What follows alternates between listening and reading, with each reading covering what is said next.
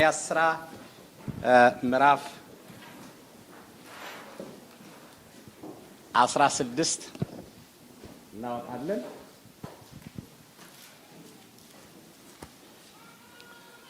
የሐዋርያት ሥራ ምዕራፍ 16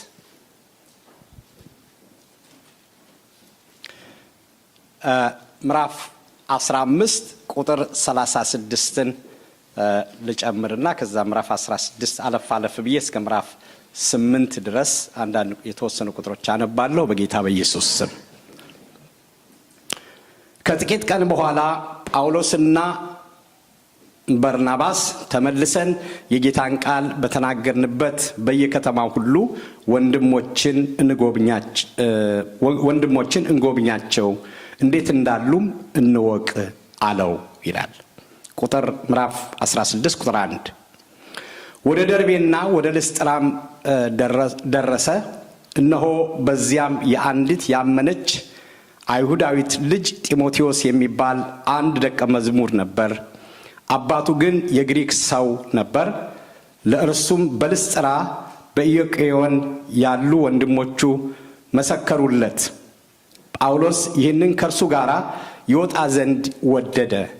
በዚያ ስፍራም ስለነበሩ አይሁድ ይዞ ገረዘው፣ አባቱ የግሪክ ሰው እንደሆነ ሁሉ ያውቁ ነበርና። በከተማዎቹም ሲዞሩ በኢየሩሳሌም የነበሩ ሐዋርያት ሽማግሌዎች የቆረጡትን ሥርዓት ይጠብቁ ዘንድ ሰጧቸው። ቁጥር 5 አብያተ ክርስቲያናት በሃይማኖት ይበረቱ ነበር፣ በቁጥርም ዕለት ይበዙ ነበር። ቁጥር 6 በሲያ ቃሉንም እንዳይናገሩ መንፈስ ቅዱስ ስለከለከላቸው በፍርግያና በገላትያ አገር አለፉ።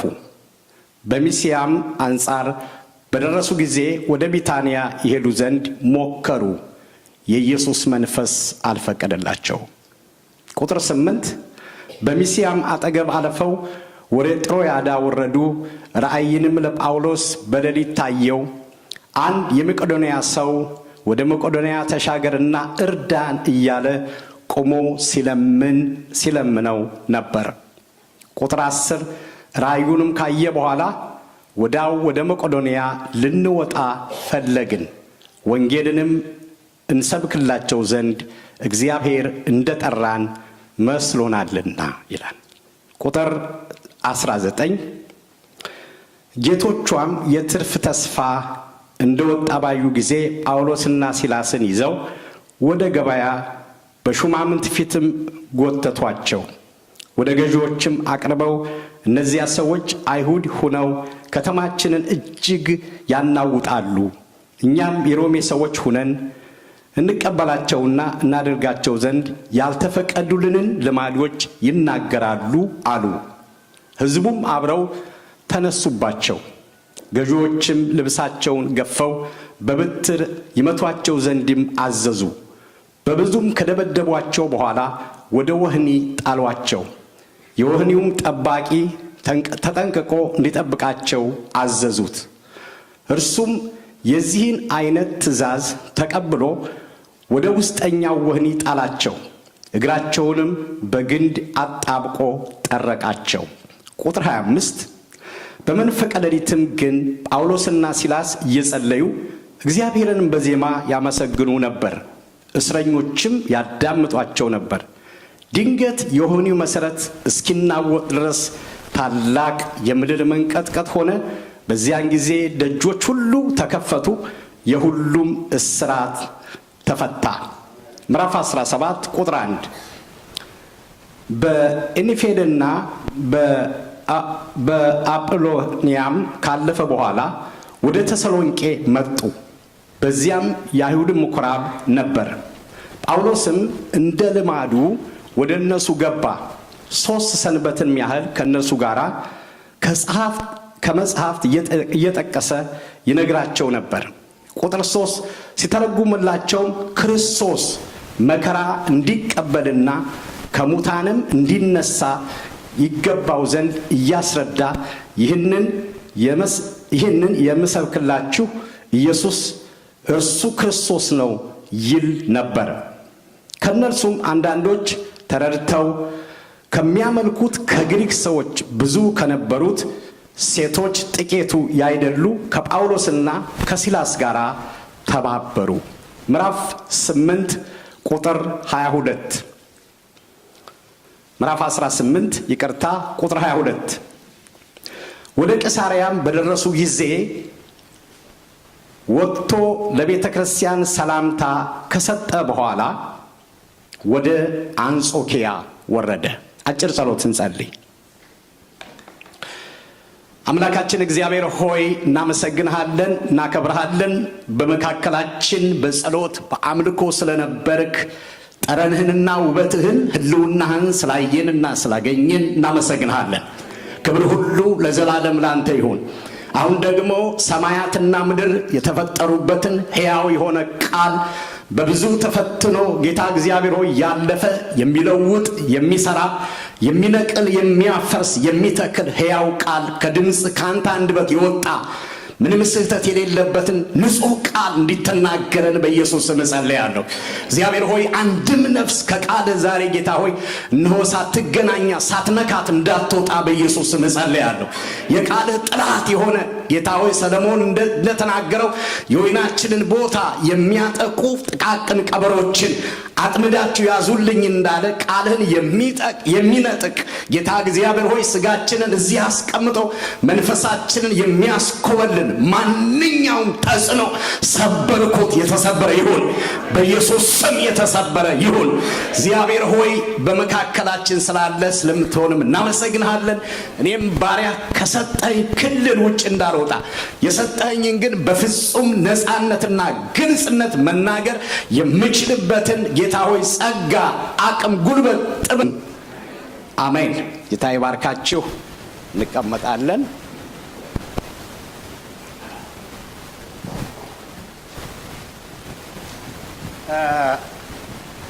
ባለፈው ሳምንት ምዕራፍ 15 ላይ የሐዋርያት ሥራ መጽሐፍን እየተመለከትን ነው ያለነው። ያው ቀደም ብሎ ባለፈው ሳምንት እንደተናገርኩት ትንሽ ረዘም ብላለ ጊዜ እያየን ነው። ያው ማጠናቀቅ አለብን የእግዚአብሔር በጣም መሰረታዊ የሆነ ነገር ስለሆነ ባለፈው ሳምንት ያየነው የሐዋርያው ጳውሎስ የመጀመሪያው ጉዞ ምዕራፍ 13 ላይ እሱና በርናባስ እግዚአብሔር ለጠራቸው ስራ ሲለዩ እና ምዕራፍ 14 ላይ የመጀመሪያውን የወንጌል ጉዞ እንዳደረገና የመጡትን ውጤቶች ባለፈው ጊዜ አይተናል። ባለፈው ሳምንት ደግሞ የኢየሩሳሌም ጉባኤ በተለይ ጳውሎስና በርናባስ አንጾኪያ በነበሩበት ጊዜ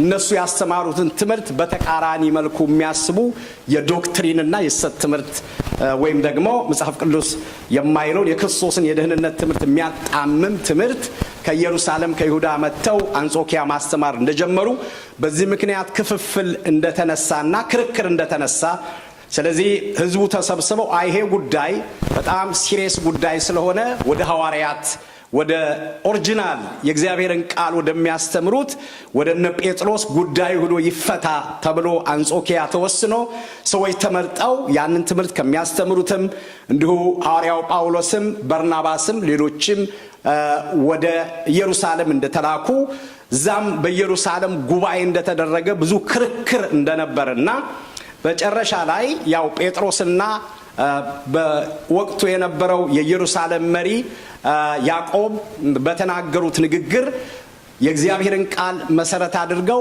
መንፈስ ቅዱስን ሰምተው የቤተ ክርስቲያን መሪዎች ውሳኔ እንዳስተላለፉ ያ ውሳኔ አሁን ላለችው ቤተ ክርስቲያን በጣም መሰረታዊ ነገር እንደሆነ ባለፈው ተነጋግረናል። ምክንያቱም መሰረታዊ የሆነበት ትልቁ ጉዳይ የዶክትሪን ጉዳይ ነው፣ የደህንነት ጉዳይ ነውና ከአራት ነገሮች ውጪ ሌላ ነገር አይጠበቅባቸውም። ከዝሙት፣ ከደም፣ ከታነቀ ለጣዖት ከተሰዋ ስጋ ውጪ ሌላ ቀንበር አንጭንባቸውም። ስለዚህ እነሱ ጌታን ለማግኘት አይሁዳዊ መሆን አይጠበቅባቸውም ወይም መገረዝ አይጠበቅባቸውም። ሳይገረዙ ወይም የሙሴን ሥራ ሳይፈጽሙ ኢየሱስ ክርስቶስን በማመንና በማመን ብቻ የዘላለም ሕይወት እንደኛ መቀበል ይችላሉ፣ የዘላለም ሕይወት ማግኘት ይችላሉ ብለው ሐዋርያቶች ያንን ውሳኔ እንዳስተላለፉ ባለፈው ሳምንት ተመልክተናል። በጣም ይሄ መሰረታዊ ነገር ነው። ለአሁኑ ላለችው ለአሕዛብ ቤተክርስቲያን ያን ጊዜ ውሳኔ ባይወሰን ኖሮ ደህንነት እንዲሁ በቀላሉ ማግኘት አንችልም ነበር እና እንደ ቀላል ነገር እንዳታዩት ሚል ባለፈው ሳምንት ተመልክተናል። ዛሬ ያን ሁለተኛውን የሐዋርያው የጳውሎስ ጉዞ ነው የምንመለከተው። ታሪኩ የሚጀምረው ቀደም ያነበብኩት ቁጥር ላይ ነው። ሐዋርያት ሥራ ምዕራፍ 15 ቁጥር 36 ይጀምርና ምዕራፍ 18 ቁጥር 22 ላይ ይጠናቀቃል። ሁለተኛው የሐዋርያው የጳውሎስ ጉዞ። እዚህ ውስጥ በጣም ብዙ ነገሮች ናቸው የሆኑት፣ ግን ጨምቄ ዋናውን ነገር ነው ለማየት የምንሞክረው። ለ4 ዓመት የፈጀ የወንጌል ጉዞ ነው። በተለይ ከ48 ዓመተ ምህረት እስከ 52 ባለው ለ4 ዓመታት የተደረገ ጉዞ ነው እና የተሰራ የወንጌል ስራ ነው። ምናልባት 4 ነገሮችን ጨመቅ አድርጌ ያነሳለሁ። አንደኛው የተነሱበት የጉብኝትና ማበረታታት፣ ቅድም ሳነብ እንደሰማችሁት ከዚህ በፊት የመሰረትናቸውን ቤተ እምነቶች ቤተክርስቲያኖች የመጎብኘትና የማበረታታት ደቀ መዝሙር የማድረግ እነሱን የማነጽ የማበረታታት ሐሳብ ይዘው ነው የተነሱት። ሁለተኛው ደግሞ በጉዟቸው ላይ በጣም ጣልቃ እግዚአብሔር ገብቶ አሁን ለኛ ሁሉ መመሪያ ቢሆን መንፈሳዊ ምሪት የእግዚአብሔር አመራር በመንገዳቸው ላይ እንደተገለጸ እሱን ባጭሩ እናነሳለን። ከዛ በኋላ በመከራ ውስጥ አልፎ ተልኮን መፈጸም እንዴት እንደቻሉ የተወሰኑ ሐሳቦች እናያለን። መጨረሻ ላይ በሁለተኛው የሐዋርያው ጳውሎስ የወንጌል ጉዞ የመጡትን ውጤቶች እናነሳና እንጨርሳለን።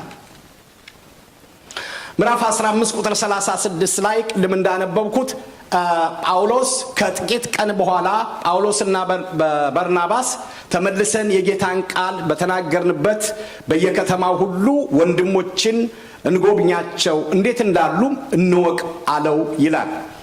እንግዲህ ጳውሎስ ወይም ደግሞ እነ ጴጥሮስም ሐዋርያትም የሐዋርያት ሥራን ስናጠና የምናገኘው አንዱ መሰረታዊ ነገር ጌታችንና መድኃኒታችን ኢየሱስ ክርስቶስ በማቴዎስ ወንጌል ላይ የሰጠውን ተልእኮ፣ የወንጌል ተልእኮ፣ የወንጌል አደራ በተለይ እንግዲህ ሂዱና አሕዛብን ሁሉ በአብና በወልድ በመንፈስ ቅዱስ ስም እያጠመቃችኋቸው ያዘዝኳችሁንም ሁሉ እንዲጠብቁ እያስተማራችኋቸው ደቀ መዛሙርቴ አድርጓቸው፣ እነሆ እኔ እስከ ዓለም ፍጻሜ ድረስ ሁል ጊዜ ከናንተ ጋር ነኝ የሚለው የሐዲስ ኪዳን ቤተክርስቲያን ቪዥን ነው። ይሄ ጌታ ኢየሱስ ክርስቶስ ለእውነተኛዋ ቤተክርስቲያን መከራ ከፍሎ ዋጋ ከፍሎ ተሰቅሎ ሞቶ ተቀብሮ ከሞታን ከተነሳ በኋላ ለደቀ መዛሙርቱ የሰጠው ታላቁ ተልእኮ፣ ታላቅ አደራ ሁሉ ሰው ሊያደርገው የሚገባ ነውና ስለዚህ ይሄንን ነው ሐዋርያቶች ሲያደርጉ የነበሩት። አንዱ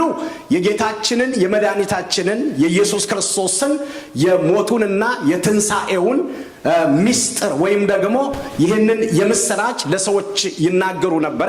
ከዚህ የተነሳ ሰዎች ከጨለማ ወደ ብርሃን ከሞት ወደ ሕይወት ይመለሱ ነበረ። ይህንን እየሰሙ ጌታን ያገኙ ነበር። ክርስቶስ የመጣበት የወንጌል አደራ ስለሆነ ሁለተኛው ያደርጉ የነበረው እነኚህ ወደ ጌታ የመጡትን ኢየሱስ ክርስቶስን የተቀበሉትን ያገኙትን ሰዎች ደግሞ እውነተኛ ደቀ መዛሙርት ሆነው በቤቱ ተተክለው እንዲያድጉና ሕይወታቸውን በቅድስና በጽድቅ እየጠበቁ ሥራ ደግሞ እንዲሰሩ እና ሕይወት መጠበቅ፣ በቤቱ መኖር፣ መዳን፣ የዘላለም ሕይወት ማግኘት አንድ ነገር ነው።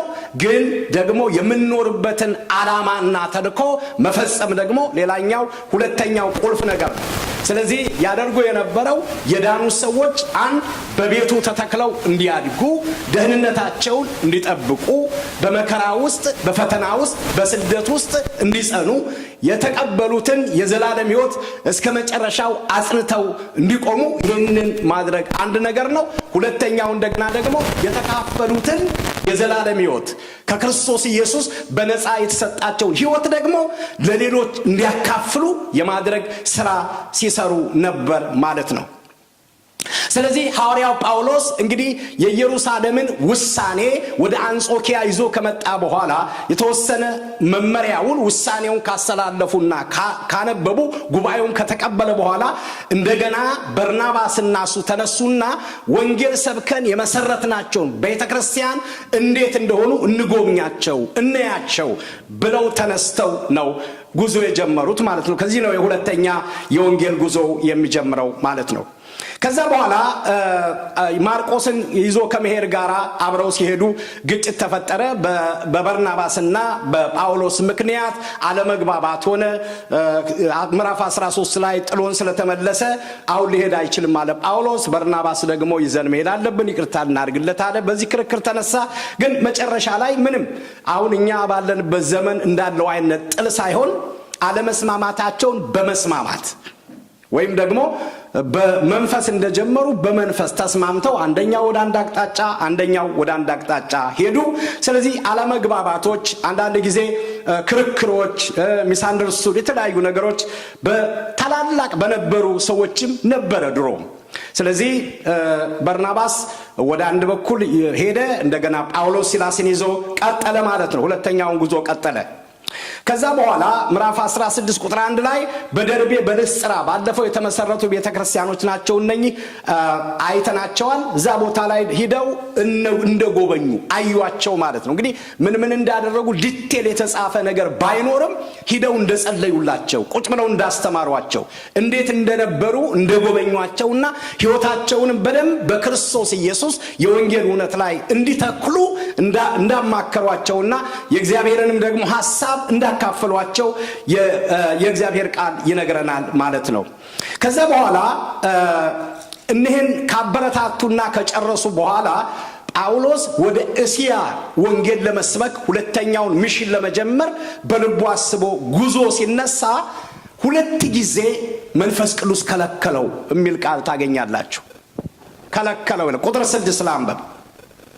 በእስያ ቃሉንም እንዳይናገሩ መንፈስ ቅዱስ ከለከላቸው ይላል። መንፈስ ቅዱስ እንዳይሰብኩ እንዳያገለግሉ ወይም ደግሞ እንዳይሄዱ ከለከላቸው ይላል። ዝቅ ብሎ እንደገና ቁጥር 7ም የኢየሱስ መንፈስ አልፈቀደላቸውም ይላል። ይሄ አንዳንድ ጊዜ የእግዚአብሔር መንፈስ አያችሁ፣ እኛ ወደ ምስራቅ ስንፈልግ እሱ ወደ ምዕራብ ይሆናል። የጊዜው ሐሳብ፣ የእግዚአብሔር ፕሮግራም፣ የእግዚአብሔር እቅድ፣ የእግዚአብሔር አጀንዳ እግዚአብሔር ሊያደርግ ያለው ሐሳቡ በዛን ጊዜ ምን ነበረ? ወደ እስያ ሳይሆን ወደ አውሮፓ ነበረ። እና ዝቅ ብሎ ስትመለከቱ ቁጥር 8 ላይ በሰሜን አጠገብም አልፈው ወደ ጥሮአዳ ወረዱ። ራእይንም ለጳውሎስ በሌሊትም ታየው። አንድ የመቄዶንያ ሰው ወደ መቄዶንያ ተሻገርና እርዳን እያለ ቆሞ ሲለምን ነበር። ራእዩም ካየ በኋላ ወዳየው ወደ መቄዶንያ ልንወጣ ፈልገን ወንጌል እንድንሰብክላቸው ዘንድ እግዚአብሔር እንደጠራን መስሎናልና ይላል ጳውሎስ። አሁን እዚህ ላይ አንድ መሰረታዊ ነገር የምናየው ሐዋርያው ቅዱስ ጳውሎስ ወደ እስያ ሁለተኛውን ጉዞ ለመጀመር ሲያስብ የእግዚአብሔር መንፈስ ግን በመንፈስ ተገልጠው ሁለት ጊዜ አሁን የምትሄደው ወደዛ አይደለም ብሎ ከለከለው ይላል። በሐዋርያት ሥራ መጽሐፍ ውስጥ በአራት መንገዶች በተለይ ጳውሎስንም ጴጥሮስንም ሐዋርያትንም የእግዚአብሔር መንፈስ ምሪት ሲሰጣቸው ታያላችሁ። አሁን ላለነው ለኛ አገልጋዮች ክርስቲያኖች መመሪያ ስለሚሆኑ እነኝህን እንዲሁ ትንሽ አጠር አድርገን እናያቸው። በእግዚአብሔር መንፈስ መመራት ወይም እግዚአብሔር ሐዋርያትን ወይም ደግሞ የሚያገለግሉትን አገልጋዮች ሐዋርያት ውስጥ ያለውን ብቻ በምን አይነት መልኩ ይናገራቸው እንደነበረ የመጀመሪያው በመንፈሱ በኩል ለሐዋርያት ለጠራቸው ሰዎች እግዚአብሔር ድምጽ ይልክላቸው ነበር። ምዕራፍ 16 ከ5 እስከ 10 ያለውን ስታጠኑ ይሄንን ነው የምታዩት። አብያተ ክርስቲያናትን በሃይማኖት ይበረቱ ነበር፣ በቁጥርም ዕለት ይበዙ ነበር። በእስያም ቃሉን እንዲናገሩ መንፈስ ቅዱስ እስከ ከለከላቸው። በፍርግያም በገላትያም ሀገር አለፉ ይልና በሰማያም አንጻር በደረሱ ጊዜ ወደ ቢታንያ ይሄዱ ዘንድ ሞከሩ፣ የኢየሱስ መንፈስ አልፈቀደላቸውም። ቅድም እንዳልኩት በሰማያም አጠገብ አልፈው ወደ ጥሮአዳ ወረዱ። ራእይም ለጳውሎስ በሌሊት ታየው። አንድ የመቄዶንያ ሰው ወደ መቄዶንያ ተሻገርና እርዳን እያለ ቆሞ ሲለምን ነበረ ይላልና ራእይ ነው ጳውሎስ ያየውና በራእይ እግዚአብሔር ለጳውሎስ ተገለጠለትና ወዴት መሄድ እንዳለበት ሲያመለክተው ነው የምንመለከተው። በሐዋርያት ሥራ ምዕራፍ 10 ቁጥር 19 እና 20 ላይ ጴጥሮስ ስለ ራእዩ ሲያወጣና ሲያወርድ ሳለ መንፈስ እነሆ 3 ሰዎች ይፈልጉሃል የሚል ድምጽ ሰማ ይላል። ተነስተህ ውረድ እኔም ልኬያቸዋለሁና ሳትጠራጠር ከነርሱ ጋር ሂድ አለው ይላል። እና ቀደም እንዳልኳችሁ ጴጥሮስንም ጳውሎስንም ሐዋርያት ሥራ ውስጥ እግዚአብሔር በተለያየ መንገድ ልክ ለዓላማው ለራእዩ የሚሄዱበትን መንገድ ይሄን አድርጉ ብሎ መንፈስ ቅዱስ ለመንፈሳቸው ሲናገር ታያላችሁ። እና መንፈስ መጥቶ ነው በራእይ ለጴጥሮስ ሂድ እኔ የላኳቸው ሰዎች ናቸው አለው ይላል። ምዕራፍ 11 ቁጥር 12 መንፈስም ሳልጠራጠር ከነርሱ ጋር እሄድ ዘንድ ነገረኝ። እነዚህንም 6 ወንድሞች ደግሞ ከኔ ጋር መጡ፣ ወደዚያም ሰው ቤት ገባን ይላል። መንፈስም ሳልጠራጠር አብሬው እንዲሄድ ነገረኝ ይላል። እና መንፈስ ቅዱስ ይናገራል ማለት ነው። ለመንፈሳችን፣ ለነፍሳችን፣ ለውስጡ ሰውነታችን፣ ለቅዳችን፣ ለምንፈልገው ዓላማ ይናገራል ማለት ነው። ይናገራል። በተለይ እግዚአብሔርን የምናገለግል ሰዎች፣ የእግዚአብሔር ዓላማ ያለብን ሰዎች፣ ፈቃዱን የምንጠይቅ ሰዎችን እግዚአብሔር ይናገራል። ምዕራፍ 15 ቁጥር 28 ላይ ከጣዖት ከተሰዋ ከደምም ከታነቀም ከዝሙትም ትርቁ ዘንድ ከነዚህ ደግሞ ከሚያስፈልገው በቀር ሌላ ሸክም እንዳንጭንባችሁ እኛና መንፈስ ቅዱስ ባለፈው ሳምንት አይተነዋል ፈቅደናል ይላልና መንፈስ ቅዱስ ፈቃዱን በአገልጋዮቹና በመሪዎቹ በእግዚአብሔር ሰዎች ውስጥ ሆኖ ፈቃዱን ይናገራል ማለት ነው። ምዕራፍ 20 ቁጥር 22 ላይ አሁንም እነሆ እኔ በመንፈስ ታስሬ ወደ ኢየሩሳሌም እሄዳለሁ፣ በዚያም የሚያገኘኝ ምን እንደሆነ አላውቅም ጳውሎስ ነው የሚለው። ነገር ግን መንፈስ ቅዱስ እስራትና መከራ ይጠብቅሃል ብሎ በየከተማ ሁሉ ይመሰክርልኛል ይላል። እና የእግዚአብሔር መንፈስ ወዴት እንደምንሄድ ብቻ ሳይሆን ምን እንደሚያጋጥመን፣ ምን እንደምናደርግ፣ ምን ደግሞ እንደማናደርግ ይመሰክርልናል ማለት ነው። እና ለባሪያዎቹ በመንፈሱ አማካኝነት ይናገራል።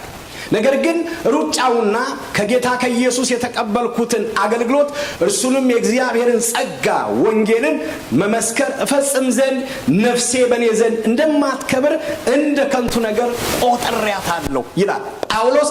ሰምቻለሁ፣ እስርም ቢጠብቀኝ በየከተማው መከራም ቢጠብቀኝ ሞትም እንኳን ቢመጣ የሚያጋጥመኝ ነግሮኛል፣ ግን ሄዳለሁ ይላል።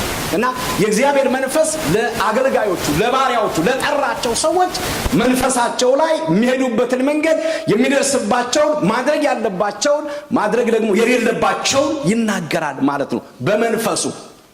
ሌላው ሁለተኛው ሐዋርያትን እግዚአብሔር በሐዋርያት ሥራ ላይ በተለይ ለአገልግሎታቸው ይናገር የነበረው በሁኔታዎች ነው። ሁኔታዎች ድምፅ አላቸው። እግዚአብሔር ሁኔታዎችን እንደ ድምፅ አድርጎ ይጠቀማል። የሐዋርያት ሥራ ምዕራፍ 8 ቁጥር 1 እስከ 4 ያለውን ስትመለከቱ በዚያን ቀን በኢየሩሳሌም ባለችው ቤተክርስቲያን ላይ ታላቅ ስደት ሆነ፣ ሁሉም ከሐዋርያት በቀር ወደ ይሁዳና ወደ ሰማርያ ሀገር ተበተኑ ይላል።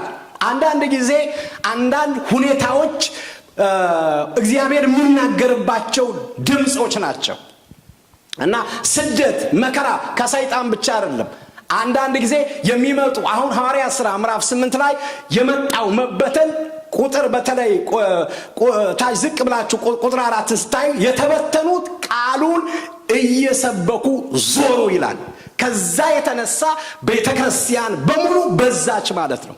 አንዳንድ ጊዜ የሚፈጠሩ ንቅናቄዎች መጽሐፍ ቅዱስ ስታጠኑ ለመጥፎ ብቻ ለመልካም ተለውጠዋል ማለት ነው። እና እግዚአብሔር ድምፅ አለው፣ ሁኔታዎችን ለበጎ ለውጦ መጠቀም ይችላል ማለት ነው። እና እግዚአብሔር በሁኔታዎች ይናገራል፣ ድምፅ አለው። ክብር ለእግዚአብሔር ይሁን። እኛ ለክፉ ያልነው እግዚአብሔር ለበጎ ይለውጠዋል። ክብር ለኢየሱስ ይሁን። አሜን። ከዛኛው ቤታችን ስንወጣ ብዙዎቻችን ፍረስትሬት አደረግን። ሚስአንደርስታንዲንግ ተፈጠረ፣ ብዙ ነገሮች ነበሩ። አሁን ቢያንስ የቤት የተሻለ ነው። ክብር ለእግዚአብሔር ይሁን። ደግሞ ጠብቁ፣ አሁን ትንሽ ትጠብቁ፣ እግዚአብሔር መልካም ነው። ምናልባት በየከተማው ቸርች ልንከፍት እንችላለን። ያበዛናል። ጌታ ይባረክ። ስለዚህ ስደትና መከራ መጥፎ ብቻ አይደለም፣ የሚያመጣው ነገር አለ። ክብር ለኢየሱስ ይሁን። ንቅናቄ ሲፈጠር እንደ ክፉ ነገር ብቻ አትውሰዱት፣ እንደ መልካም አጋጣሚ። የእግዚአብሔር ድምፅ ነው። አንድ ቦታ ከተከማቹበት ብትን ያደርጋል ጌታ። ክብር ለእግዚአብሔር ይሁን።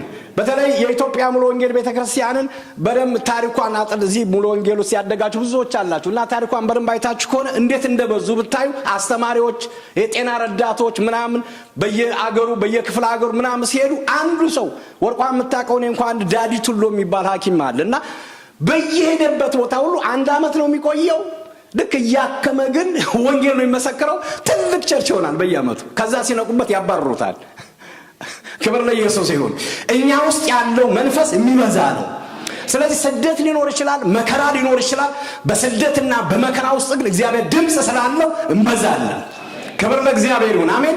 ወንጌል እንሰራለን፣ የሰይጣንን መንግስት እናፈርሳለን፣ የእግዚአብሔርን የልብ ሐሳብ እንሰራለን።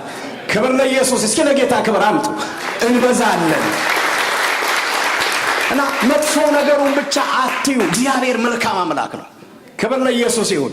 አንድ ጊዜ ቄስ ደረጀ ጀንበሩ ታውቋቸዋላችሁ ብዬ አስባለሁ። አሁን የኢትዮጵያ የካውንስሉ ዋና ጸሐፊ የሆኑት ማለት ነው። እና አንድ ጊዜ እኛ ቤተክርስቲያን መጡና ሲያገለግሉ አንድ 30 ዓመት ይሆነዋል። ሲናገሩ የሰማሁት ምስክርነት ነው እሳቸው። ስለዚህ ምን አሉ? ከአዲስ አበባ ወደ ደሴ ኮምቦልቻ የምታውቁ አገራቸው ወደዛ ነው ይመስለኛል። ለስራ ሲሄድ የተሳፈርኩባት አውሮፕላን 8 ሰው የምትይዝ ነች አሉ እና ልክ ደሴ አካባቢ ስንደርስ ኮምቦልቻ ነው ማረፍ ያለባቸው። ወይዘሮ በጣም አስቸጋሪ ስለነበረ አውሮፕላኗ ማረፍ አልቻለችም እና በጣም ወደ 45 ደቂቃ ተራራውን ዞርን አሉ እና ዞርን በቃ። እና በዛ ላይ ደግሞ አለማረፋቸው ብቻ ሳይሆን በቃ እንትን ይላል፣ በቃ ትንሽም ስለሆነች አየር ላይ ችግር ተፈጠራሉ። ያው ብዙ ነገር ነው። አጠር አድርገውና አጠገቤ አንድ የ80 ዓመት አዛውንት ነበሩ አሉ። እኔ ጎን ቁጭ አሉ። ከዛ በኋላ ደረጀ እንዴ ምንድነው ጉዱ ምንድነው የሚሆነው አሉኝ አሉ።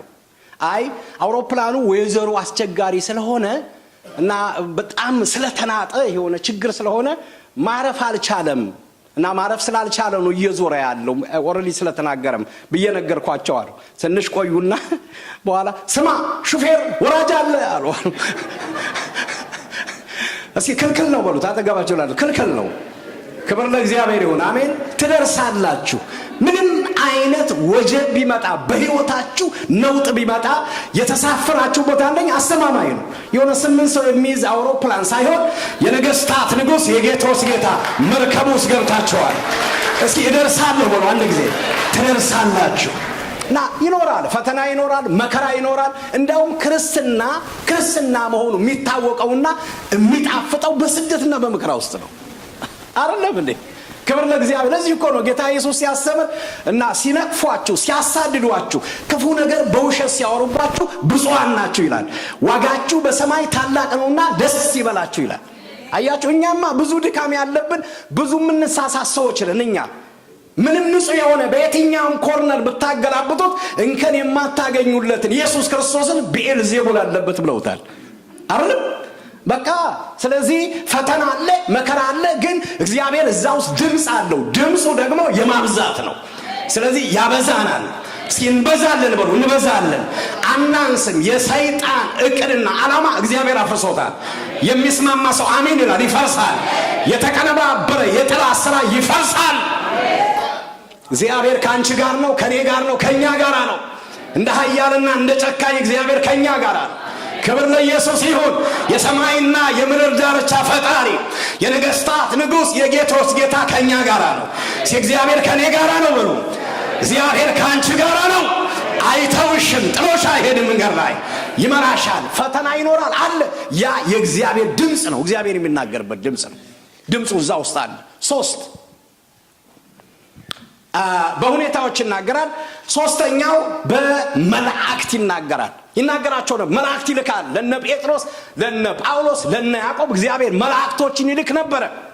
ሐዋርያት ሥራ ምዕራፍ 5 ቁጥር 19 እና 20 ላይ የጌታ መልአክ ግን በሌሊት የወህኒውን ደጅ ከፍቶ አወጣቸው ይላል። ክብር ለኢየሱስ ይሁን።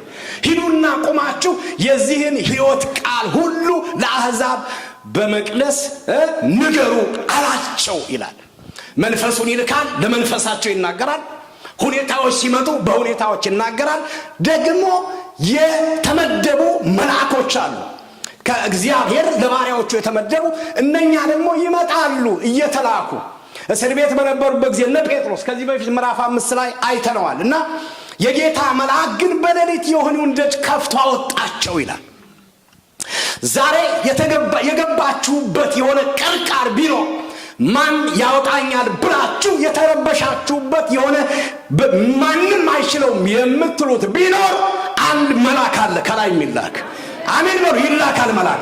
ማን እንደሆነ አላውቅም። ገብርኤል ሊሆን ይችላል፣ ሚካኤል ሊሆን ይችላል። ግን ይመጣል ወደ እናንተ። ክብር ለእግዚአብሔር ይሁን። ይመጣል። ድንገት ነው የሚመጣው። ኢየሱስ ጌታ ነው። ካለ ምንም አይነት ሰንሰለት ይሁን ይሰብረዋል። ይሰብርና ያሻግራቸዋል። ክብር ለእግዚአብሔር ይሁን። ስለዚህ አወጣቸው ይላል። መልአክ ይልካል ለባሪያዎቹ። እግዚአብሔር መልአክ ይልካል። ምዕራፍ 8 ቁጥር 26 የጌታ መልአክም ፊልጵዎስን ተነሰ፣ በደቡብ በኩል ከኢየሩሳሌም ወደ ጋዛ ወደሚወርደው ምድረ በዳ ወደ ሆነው መንገድ ሂድ አለው ይላል። ይመራል።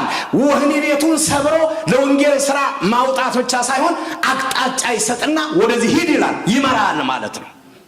ይመራል። እግዚአብሔር ይመራል። አሜን አሜን። መልአክ ልኮ ይመራናል። ይመራችኋል። እናንተ የሆነ ድንግዝግዝ ያለባችሁ ነገር ካለ፣ ጨለማ ነው የምትሉት ነገር ካለ አለ በሰማይ የማይጨልምበት።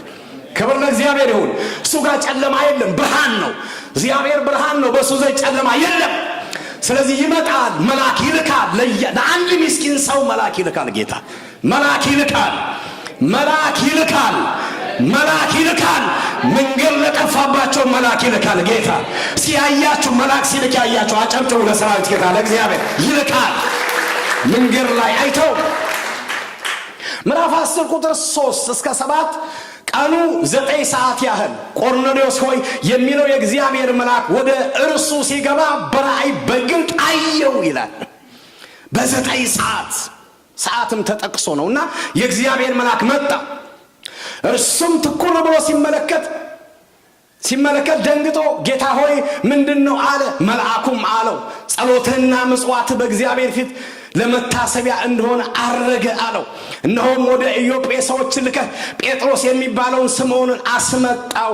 እርሱም ቤቱ በባህር አጠገብ ባለችው በቁርበት ፋቂው በስምዖን ዘንድ እንግድነት ተቀምጧል። ልታደርግ የሚገባህን እርሱ ይነግርሃል አለው። የተናገረው መልአክም በሄደ ጊዜ ከሌሎች ሁለቱን ከማይለዩም ጭፍሮቹን እግዚአብሔርን የሚያመልክ አንዱን ወታደር ጠርቶ ነገሩ ሁሉ ተረከላቸው፣ ወደ ኢዮጴም ላካቸው ይላል። መልአክ እግዚአብሔር ይልካል።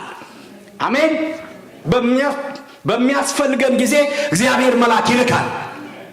መልአኩን በጨለማ ውስጥ መንገድ በሚጠፋባችሁ ጊዜ፣ አቅጣጫ በምትፈልጉበት ጊዜ፣ የእግዚአብሔርን ሐሳብ ፈልጋችሁ በጸሎት በምትቆዩበት ጊዜ እግዚአብሔር ድንገት እንደ ቆርኔሌዎስ መልአክ ይልካል። ምዕራፍ 12 ቁጥር 7 ላይ መልአኩም ታጠቅና ጫማህን አግባ አለው። እንዲሁም አደረገ ይላል። ጴጥሮስን ነው ያለው። ተነሳ ታጠቅ አለ። የደከመ ሲኖር ለማበርታት፣ የፈራ ካለ ጀግና ለማድረግ እግዚአብሔር መልአክ ይልካል። ባሪያዎቹን በመላእክት ይናገራል።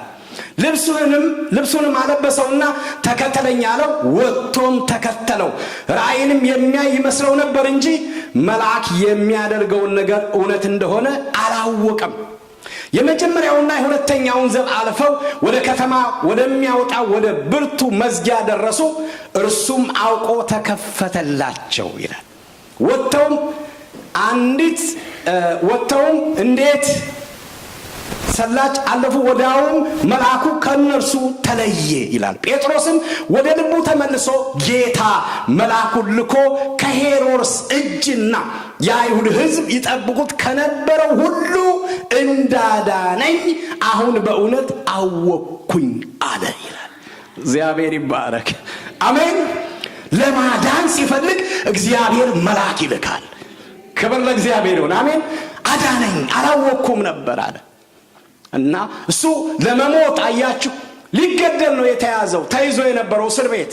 ግን እግዚአብሔር በባሪያዎቹ ቀልድ የማያውቅ አምላክ መልአክ ይልካል። መልአክ ይልካል። ዛሬ ማታ የእግዚአብሔር መልአክ የሚላክላችሁ ሰዎች አላችሁ። እስኪ እኔ ነኝ የምትሉ አሜን በሉ። ለጌታ ግን እግዚአብሔር መልአክ ይልካል። ምዕራፍ 27 ቁጥር 23 እና 24 ላይ የእሱ የመሆንና ደግሞም የማመልከው የእግዚአብሔር መልአክ በዚች ሌሊት ባጠገቤ ቆሞ ነበርና ይላል። ጳውሎስ ነው የሚለው።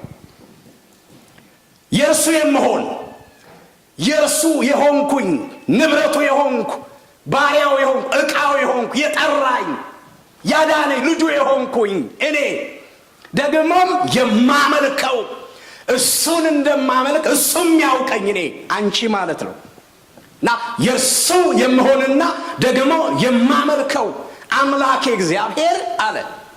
ክብር ለእግዚአብሔር ይሁን። አሜን አሜን። መልአኩም በዚህ ሌሊት በአጠገቤ ቆሞ አየሁት ይላል። እናስ እርሱም ይላል ጳውሎስ ሆይ አትፍራ አለኝ ይላል። ለምን? በቄሳር ፊት ልትቆም ይገባሃል። ከዛስ እግዚአብሔር ካንተ ጋር የሚሄዱትን ሁሉ ሰጥቷል አለኝ ይላል። መልእክት ነው። ቀጥሎ ስለዚህ እናንተ ሰዎች ሆይ አይዟችሁ፣ እንደ ተናገረኝ እንዲሁ እንደሚሆን እግዚአብሔርን አምነዋለሁ ይላል። አሜን በሉ። ጌታ ይባረክ። እንደ ተናገራችሁ እንደዛው ይሆናል። አይሆንም ብሎ ሁኔታ ጣልቃ እየገባ መንገዳችሁን ጨለማ ለማድረግ የሚፈልግ ቅዱሳን ዛሬ የምስራች አለኝ። እግዚአብሔር እንደተናገራችሁ እንደዛው ይሆናል። እግዚአብሔር ነው። እግዚአብሔር ትልቅ አምላክ ነው። ክብር ለእግዚአብሔር ይሁን። ምንድነው እግዚአብሔር የተናገራችሁ? ለጸጋ ቤተክርስቲያን የተናገረው ጥላት እያየ ይሆናል። አሜን በሉ። ይሆናል። ለግላችሁ የተናገራችሁ ይሆናል። ጠላት እያየ ይሆናል። እንደ ተናገረኝ እንደዛው እንደሚሆን አምነዋለሁ። እግዚአብሔር የታመነ አምላክ ነው።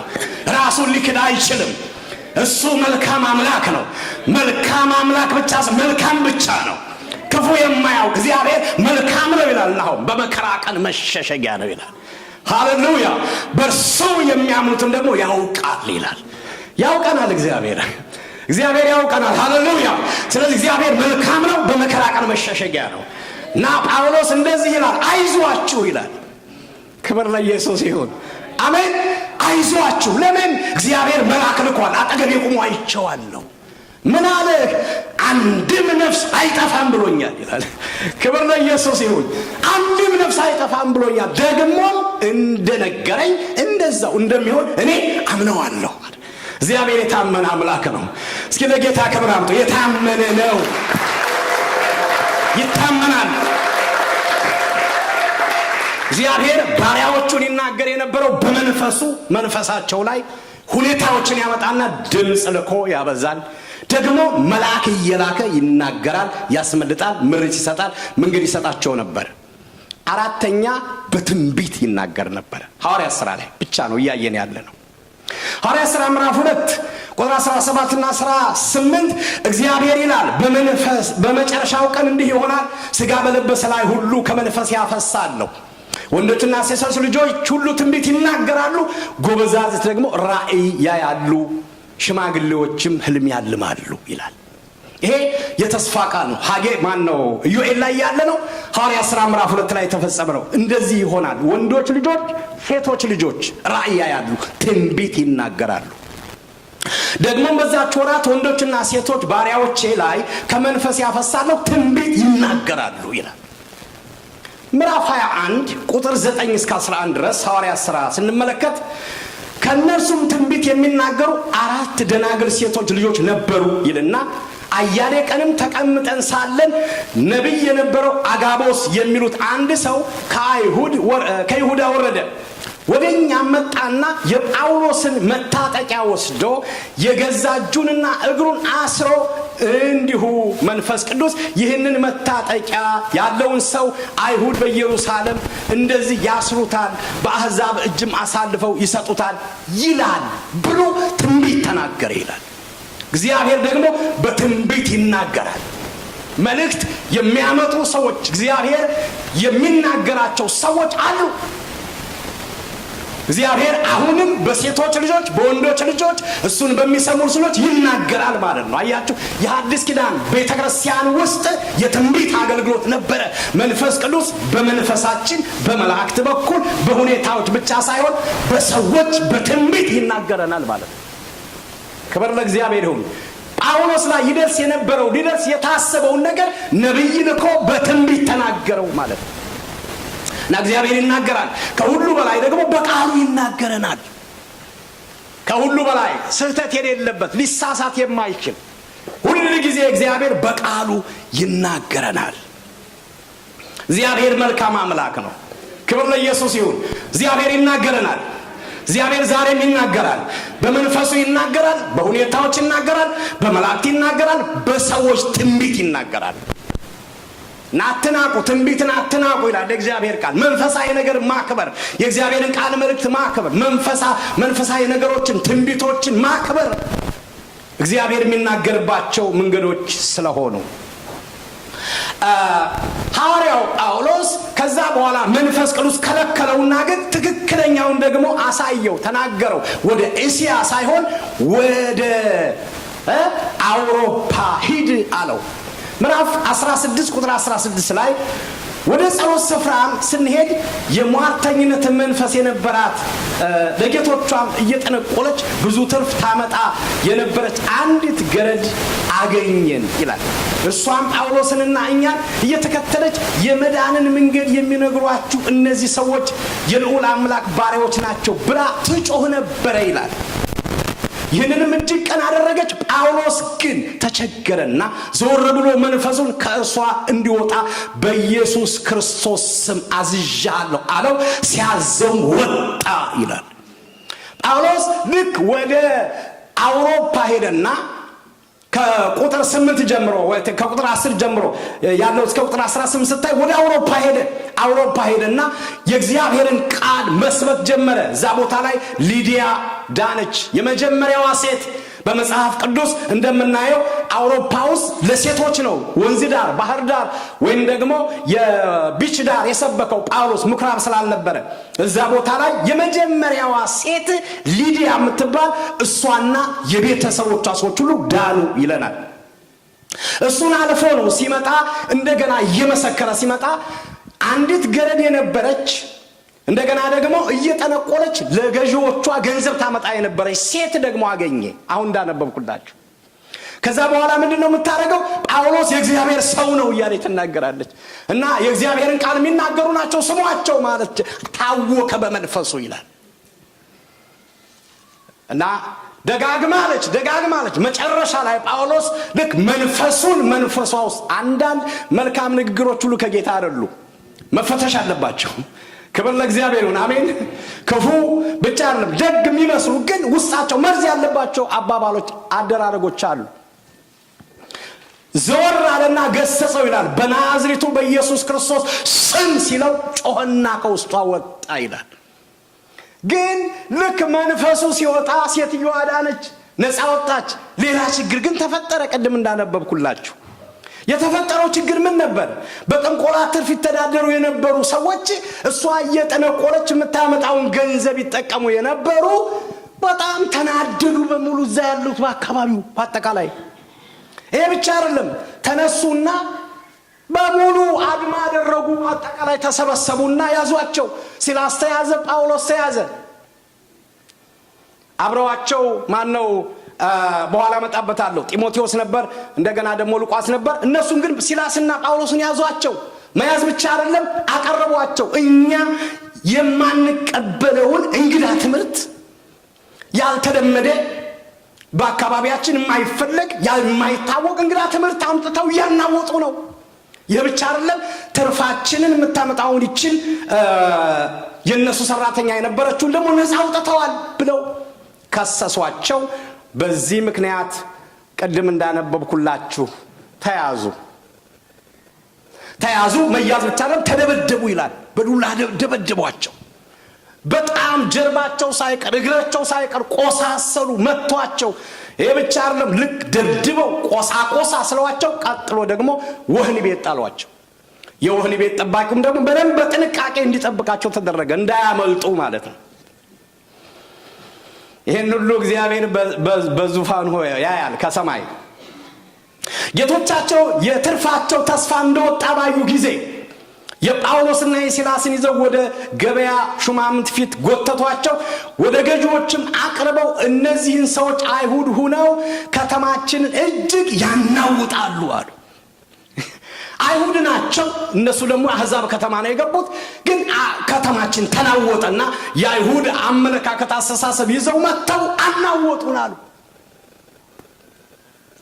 እኛም የሮሜ ሰዎች ሆነን እንቀበላቸው እናደርገው ዘንድ ያልተፈቀዱ ልማድ አዲስ ነገር ይናገራሉ ህዝቡም አብረው ተነሱባቸው ገዦቻቸው ልብሳቸውን ገፈው በብትር ይመቷቸው ዘንድ አዘዙ በብዙም ከደበደቧቸው በኋላ ወደ ወህኒ ጣሏቸው በወህኒም ጠባቂ ተጠንቀው እንዲጠብቃቸው አዘዙ ይላል እነርሱም የዚህን አይነት ትእዛዝ ተቀብለው ወደ ውስጠኛው ወህኒ ጣሏቸው እግራቸውን በግንድ አጣብቀው ጠረቋቸው ይላል የእግዚአብሔርን ነገር ነው የተናገሩት ሊዲያ ድናለች ወንጌል አውሮፓ ገብቷል ሪቫይቫል ተነስቷል ሰዎች እየዳኑ ነው ጠንቋዮች ጥንቆላቸውን እየተው ነው ግን መንገር ላይ የእግዚአብሔርን ነገር እየሰሩ ያሉ ታሰሩ ህዝብ ተነሳባቸው ተደበደቡ ወህኒ ገቡ በሰማይ እግዚአብሔር ግን ይመለከታል በመንፈቀ ሌሊት ግን ጳውሎስና ሲላስ ከጸለዩ እግዚአብሔርን በዜማ ያመሰግኑ ነበር እስረኞቹም ያዳምጧቸው ነበር ይላል በጣም የሚገርም ነው ዛሬ ቀደም ቴዲ እንኳን አደረሳችሁ ሲልኔ ረስቸው ነበርና ዛሬ ታንክስጊቪንግ መሰለኝ ጌታ ይባረክ ዛሬ ለየት የሚያደርገው አንዱ ከኔ ከመናገረው ጋራ ምስጋና በርግጥ ተገቢ ነው ግን ምስጋና የምናመሰግንባቸው ሁኔታዎች ደግሞ በጣም የምስጋናችንን ቫሉ ይጨምሩታል ሐዋርያው ጳውሎስና ሲላስ የነበሩበት ወህኒ ቤት ነው ወህኒ ቤት ብቻ ሳይሆን ገላቸው በሙሉ መጽሐፉን አንዱ በቆስል የተመታ ነው ወይም ተደብድበዋል እግራቸው ከግንድ ጋር ተጠርቋል አያችሁ እናንተ እንደዛ ቢገጥማችሁ ብልት አረጉ እንደምታስቡ እኔ እንደዛ ቢገጠም ምን ላረግ እንደምችል እግዚአብሔርን ነው ምናማር ወይም ሌላ ስንፍና ቃል ነው ምንጠቀመው ግን በወንጌል ምክንያት ወንጌል ስለሰበኩና ሰው ነፃ ስላወጡ እስር ቤት ገብተው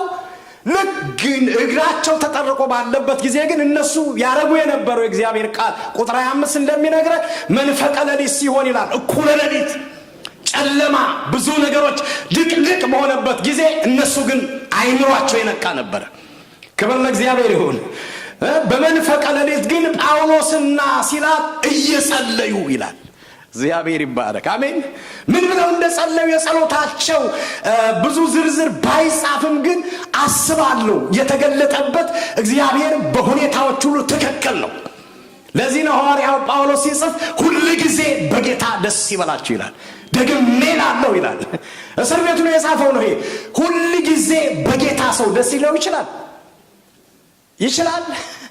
ይችላል በዚህ ምድር እያለን ጳውሎስ ግን ይላል ሁሉ ጊዜ በጌታ ደስ ይበላችሁ ደግሜ እላለሁ ደስ ይበላችሁ ይላል ገርነታችሁ ለሰው ሁሉ ይታወቅ እንጂ በአንዳች አትጨነቁ ይላል ክብር ለእግዚአብሔር ይሁን አሜን መልካምነታችሁ ይታወቅ እንጂ አትጨነቁ ዳዊትም እንደዛ ይላል ምድር ብትናወጥ ተራሮች ወደ ባህር ጥልቅ ቢወሰዱ ይላል ክብር ለኢየሱስ ይሁን አሜን ምድር ብትናወጥ ተራሮች ወደ ባህር ጥልቅ ቢወሰዱ አልፈራም ይላል ለምን እግዚአብሔር ከኔ ጋራ ነው ይላል ክብር ለእግዚአብሔር ይሁን እግዚአብሔር ካንቺ ጋራ ነው እስኪ አሜን በሉ ካንቺ ጋራ ነው እግዚአብሔር ከቤተሰባችሁ ጋር አለ ከልጆቻችሁ ጋር አለ ከቤተ ክርስቲያናችን ጋር አለ እግዚአብሔር የሚሰማ የሚያይ የሚያዳምጥ ጌታ አለ ክብር ለእግዚአብሔር ይሁን አሜን ይዘምሩ ነበር ብቻ ያመሰግኑ ነበር ይላል ከባድ ቃል እግዚአብሔር ልክ ነው መወገራችን ልክ ነው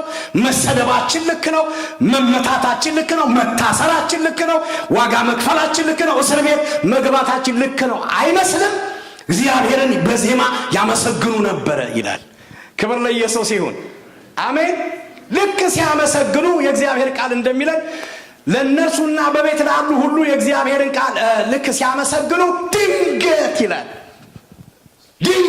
ይላል የወህኒው መሰረት ተናወጠ ይላል። እግዚአብሔር ቃል እኮ ነው የሚለው። ሕያው እግዚአብሔር ምስክሬ ነው። እናንተ በትራክ ውስጥ ያላችሁ እግዚአብሔርን የምትፈሩና በጽድቅ ያላችሁ ጌታን ተስፋ የምታደርጉና የሆነ ሕይወታችሁ ላይ ጥያቄ የሚፈጠር ሰዎች ዛሬ አንድ መልእክት ይዤ መጥቻለሁ። ድንገት ነውጥ ይሆናል። አሜን ወይ? ድንገት ነው የሚሆነው። እግዚአብሔር ብድግ ይላል። ጌታ የተባረከ ይሁን። ድንገት በድንገት ነው የተነሳው። እነሱ ይዘምራሉ፣ ታስረዋል፣ ቁስል አለ፣ መከራ አለ፣ ወጀብ አለ። ግን አይኖቹ በስፍራ ሁሉ የሆኑ የነገስታት ንጉሥ የጌቶች ጌታ የባሪያዎቹ ተስፋ መልእክት የሰጣቸው ጌታ በቀራንዮ መስቀል ላይ ሕይወቱን የሰጠሽ የሞተልሽ ጌታ በአንቺ ቃል ስለማያውቅ እግዚአብሔር ብድግ ይላል። አሜን ወይ? ብድግ ይላል። እግዚአብሔር ብድግ ይላል። አሜን ወይ? ይነሳል። ሲነሳ ጠላቶችሽ ይበተናሉ። አሜን ወይ? ይበተናሉ። እግዚአብሔር ይነሳል። አሜን በለኝ። ይነሳል፣ ይበተናሉ። ይነሳል፣ ጠላት ይወድቃል። ይነሳል፣ ነውጥ ይሆናል በሰፈር ላይ። ሃሌሉያ! ይነሳል። እግዚአብሔር ይነሳል። እግዚአብሔር ይነሳል። እግዚአብሔር ታይም አለው እንጂ ይነሳል። ጊዜ አለው እንጂ ይነሳል። አስረ ስታለቅ ታስረ ትታለቅ እግዚአብሔር ብድግ ይላል፣ ይነሳል። ተነስቶ ደግሞ ፍርድ ይሰጣል። አሜን በል። ይሰጣል። እግዚአብሔር ይነሳል። ለማን እንደሆነ አላውቅም። ይነሳል ዛሬ እግዚአብሔር ስለኔ ነው የሚል አሜን ይላል። ይነሳል። እግዚአብሔር ይነሳል። እግዚአብሔር ከላይ ይነሳል። ሃሌሉያ! ክብር ለኢየሱስ ይሁን። ክብር ለኢየሱስ ይሁን። ኢየሱስ ጌታ ነው። ኢየሱስ ጌታ ነው። ዛሬ እግዚአብሔር የሚነሳለት ሰው አለ። እኔ ነኝ የሚል ጮህ አሜን ይላል። ይነሳል ጌታ። አክብሩ ጌታን። ይነሳል። አይችልም አንጅቱ። ስለ አንቺ ያስባል፣ ስለ አንተ ያስባል። ስለ አንቺ እግዚአብሔር በዙፋኑ ላይ ሆኖ ወደዚህ አይኖቹ ይመለከታሉ። ሲነሳ ዲያብሎስን ይወገዋል። ሲያምን ይወገዋል። ያስጨነቀሽን ያስጨንቀዋል። ያስቆዘመህን ይመታዋል። ያናውጣል የሆነ ነገር። ክብር ለኢየሱስ። እስኪ ያያችሁ እግዚአብሔር እንደዛ ሲያደርግ። እኔ ብዙ ጊዜ እግዚአብሔር ሲዋጋ አይቻሉ፣ ብድግ ሲል አይቻሉ። አለቀ ሲሉ እግዚአብሔር ብድግ ይላል። አሜን ላይ ብድግ ይላል። ድንገት አከተመ፣ አይቻልም፣ መንገድ የለም፣ ጨለማ ነው፣ ዝግ ነው ሲሉ እግዚአብሔር ብድግ ሲል ያያችሁ ሰዎች ሃሌሉያ! አክብሩ ጌታን። ያያችሁ ምስክር የሆናችሁ ሰዎች ይነሳል። ተራ ሰዎች አይደለም፣ ኪዳን ያላችሁ ሰዎች ናችሁ። እናንተ እኮ አይሁዳዊ እኮ አይደላችሁም፣ ክርስቶሳዊ ናችሁ። ክብር ለኢየሱስ ይሁን። ሰይጣን ባይሞክር ይሻለዋል እናንተ ላይ። እንደ ሃማሚስ መከረችው እኮ ባሏን፣ እባክህ ተዋላችሁ። ምስኪን ሊሆን ይችላል፣ ብቸኛ ሊሆን ይችላል፣ ድሃ ሊሆን ይችላል፣ ልብስ ላይኖረው ይችላል፣ እውቀት ላይኖረው ይችላል፣ ምንም ላይኖረው ይችላል። በፊቱ መውደቅ የጀመርክለት ሰው ግን አይሁዳዊ ነው አላቸው። አሜን ወይ? አይሁዳዊ ነው፣ ኪዳን አለው አለችው። ይወጋሃል አለችው። ሲአሜን በሉ ለጌታ ክብር። ኪዳን ያለው ሰው አይጠፋም። እስኪ ኪዳን አለ ይበሉ፣ ጮሁና በሉ ኪዳን አለ ይበሉ። ኪዳን አለ ይበይ። እግዚአብሔር ከእያንዳንዳችሁ ጋር አለ። እግዚአብሔር አለ። ይነሳል። ዝም ይልና አድፍሮ ይነሳል፣ አርፍዶ ይነሳል፣ ፈጥኖ ይደርሳል። 1 2 አርፍዶ ይነሳል፣ በሰዓቱ ይደርሳል። ሃሌሉያ! አንቺ ስትጨርሽ እሱ ይጀምራል። አንቺ አለቀ ስትይ ይጀምራል ጌታ። ክብር ሁሉ ለእግዚአብሔር ይሁን። ልክ እነሱ እንደዛ ሲሉ ድንገት የወህኒው መሰረት ተናወጠ ይላል። ይሄ ብቻ አይደለም፣ የሁሉም እስራት ተፈታ ይላል። በኢየሱስ ስም አንድ ምርቃትን መርቃችሁ ዛሬ እንዳገልጋይ እስራቶቻችሁ ሁሉ ዛሬ ይፈቱ። የኔ ይፈታ የምትሉ አሜን በሉና እስራቶች ሁሉ ተፈቱ ይላል። እግዚአብሔር መጥቶ እንቆቅልሽ የማይፈታላት ሰው የለም። ክብር ለእግዚአብሔር ይሁን። ሁሉን መፍታት የሚችል ማስተር ኪ በእጁ ያለው የኔና የእናንተ አምላክ ነው። ሃሌሉያ! ማስተር ኪ ሁሉን መፍታት የሚችል ሃሌሉያ! ይፈታል። በእጁ አለ ቁልፍ። ይሄ ብቻ አይደለም፣ በሮች ሁሉ ተከፈቱ ይላል። ክብር ለኢየሱስ ይሁን፣ ክብር ለኢየሱስ ይሁን፣ ክብር ለኢየሱስ ይሁን። ጳውሎስ ላይ በር አይዘጋም፣ በር አይዘጋም። ኪዳን ያለው ሰው ላይ በር አይዘጋም። ክብር ለእግዚአብሔር ይሁን። ምንም ሊወሰድ ይችላል ከናንተ ጤንነት፣ ሌላ ነገር ስም በሉት። ኢየሱስ ስለማይወሰድ ሞትና ትንሣኤውን የተሸከመ ሰው የትም ቦታ በተከፈተ ሰማይ ነው የሚመላለሰው። እኔ ነኝ የሚል ጮህ አሜን ይላል። እግዚአብሔር ያለ አጨብጭብ ለሰራዊት ጌታ ለእግዚአብሔር ክብር ሁሉ ለኢየሱስ ይሁን። ኪዳን ተፈታ ይላል። በሮች ሁሉ ተከፈቱ። ከዛ ደነገጠ ሰውየው፣ በቃ ተንቀጠቀጠ ይላል። የጠባቂ ጠብቅ ተብሎ ስለነበር የሆነው ጠባቂ ሰውዬ አመለጡ ብሎ ሲንቀጠቀጥ ሐዋርያው ጳውሎስ ተረጋግቶ አይዞህ ራስ እንዳታጠፋኛ አለን፣ በስርዓት የታሰርን ጨዋዎች ነን አለው። አይገርምም? ወንበዴዎች አይደለን፣ ነፍሰ ገዳይ አይደለን፣ ሌቦች አይደለን፣ ዝሙተኞች አይደለን። እኛ በስነ ስርዓት ወንጌል ስንሰብክ ነው የታሰርነው። አይዞህ የትም አንሄድም። እንደው መጨረሻ ኮንቴክስቱን ጨርሳችሁ ስታነቡ ውጡ ሲባሉ አንወጣም ነው ያለው። ለምን ለማትወጣው? እንደ እኔ የእንትን ዜግነት እንትን አለኝ አለ። ስለዚህ አያችሁ ሉቃስና ማን ነው ሉቃስና ጢሞቴዎስ አብረው ነው እነሱ ያልታሰሩት የአሕዛብ ዜግነት ስለነበራቸው ነው። ጳውሎስና ደግሞ ሲላስ አይሁድ ስለነበሩ ነው። በኋላ እነሱ የዜግነት ስላለኝ ሮም ያለ ሕግን የታሰርኩት አልወጣም፣ ያሰረኝ መጥቶ ያስወጣኝ አለ። አያችሁ መጥተው ይቅርታ ተጠይቀው ነው የወጡት። እግዚአብሔር እንደዛም ያደርጋል ማለት ነው። ክብር ለኢየሱስ ይሁን። ስለዚህ ዛሬ የሚፈታ ነገር አለ፣ የሚሰበር ነገር አለ። እግዚአብሔር ከናንተ ጋር። መልእክት ያጭርና ግልጽ ነው። እግዚአብሔርን ይዘው የሚሄዱ ቅዱሳን ከፊት ለፊታቸው የትንሣኤ ወራት አለ። እግዚአብሔር አብሯቸው አለ። ሁሉንም እናንተን የሚመለከቱ የኪዳን ህዝቦች ናቸው። የደም ምልክት ያለባቸው ግንባሮቻቸው ላይ። ክብር ለኢየሱስ ይሁን። በቀራንዮው መስቀል ላይ ጌታ ኢየሱስ ክርስቶስ የሞተላችሁ ትውልድ። ከዛ በኋላ ጳውሎስ ከዛ እስር ቤት ወጣ። በሙሉ ይሄን ሰውዬ አመድን ዘንድ ምን ላድርግ አለ። እንድትድን ኢየሱስን እመን አለው።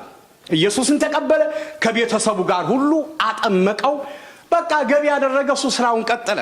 ምዕራፍ 17 ቀድም ያነበብኩላችሁ ምዕራፍ 17 ቁጥር 1 ላይ ቀጠለ ምዕራፍ። ከዛ ወጣና በጣም የሚገርም ነገር ላንብብላችሁ። አስተውላችሁት እንደሆነ አላቅም።